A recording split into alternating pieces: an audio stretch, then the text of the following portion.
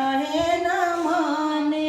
हम तो चले आए भोला तुझको मनाने। हम तो चले आए भोला तुझको मनाने। चाहे तू माने चाहे न माने, चाहे तू माने चाहे अपने कान खोआ मलाई शिव के मन ही न भावे। खोआ मलाई शिव के मन ही न भावे। भंगिया धतुरल के गौरी मनावे। चाहे तू माने चाहे न माने, हम तो चले